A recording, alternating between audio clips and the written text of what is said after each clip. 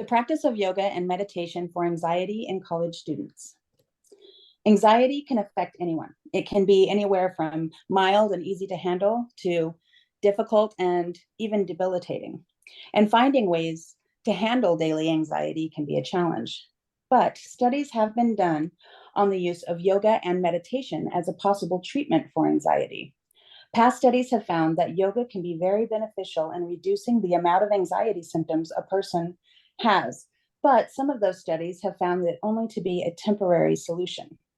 There has also been studies done on combining both yoga and meditation, and those studies have found that together they can also reduce anxiety symptoms, especially when breathing exercises are used along with the yoga and meditation.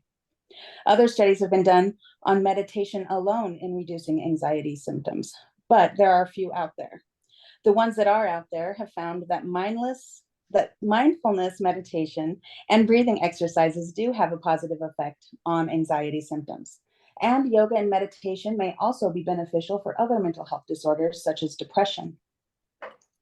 Sadly, 1 in 5 adults are affected by anxiety. The symptoms include fear, uncertainty about the future, and nervousness in social situations.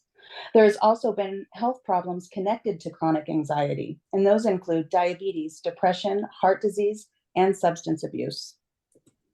In this study, we feel there will be a negative correlation between the practice of yoga and meditation and its effects on anxiety.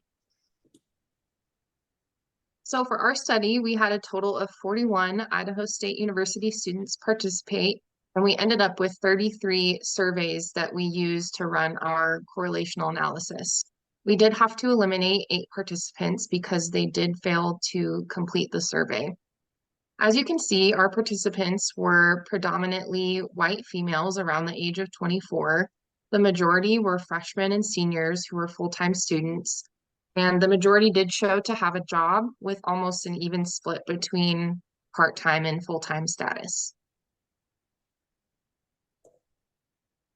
So as far as the materials we used, the first measure was the State Trait Anxiety Inventory developed by Charles Spielberger.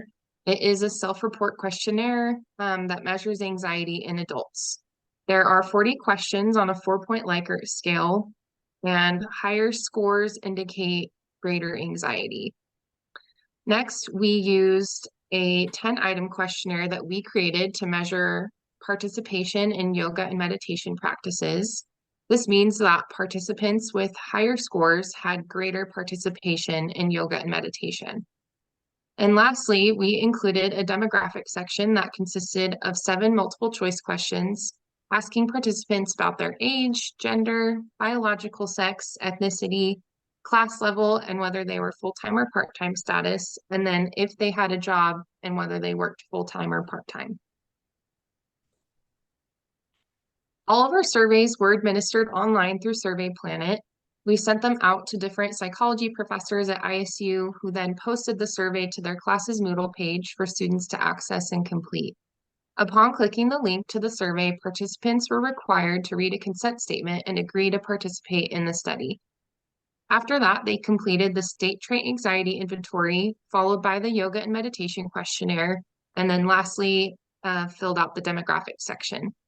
And then at the end of the survey, participants wrote or read a short debriefing statement regarding the purpose of the study, and then were thanked for their participation. After our data was collected, we used a Pearson's R correlation to find the relationship between the two variables. So we found that there was a non-significant positive p-value, which means that as anxiety scores increased, yoga and meditation scores also increased, which was a surprise because we thought that as anxiety scores increased, the yoga and meditation scores would decrease. So as seen from the 2 pictures on the right, which show V61, which is anxiety level, and V14, which is the use of yoga and meditation, the average of the anxiety level was 47, which is fairly moderate, and the average of the use of yoga and meditation was 18, which is also moderate. Based on previous research, we did anticipate that there would be a significant negative correlation between the practice of yoga and meditation and anxiety. This would mean that as a person increases their practice in yoga and meditation, that their anxiety would decrease. However, we found that there was actually a weak positive correlation between these two variables, but the relationship was statistically insignificant. So these results could indicate that the relationship between yoga and meditation practices and anxiety may not be as strong of a relationship as research has shown. The reasons for our results could mean that the benefits of yoga and meditation may not be the only solution for decreasing anxiety, or perhaps that anxiety is so severe and prevalent in our sample that yoga and meditation just don't have as big of an impact. It's definitely a possibility that the prevalence and severity of anxiety has increased in the population since previous studies were conducted, and that could definitely impact the effectiveness of yoga and meditation. So we feel that it's important for future research to continue to explore that relationship and find out all of the potential effects that these findings could have on society. One limitation of the study is that participants could have had underlying mental health disorders that could have impacted the effectiveness of their practice of yoga and meditation, but we didn't assess for this kind of data. Another limitation of the study was the time of year that we conducted it. So we distributed the survey to participants who were nearing the end of their college semester. So they could have been experiencing higher levels of stress and anxiety than what was typical for them.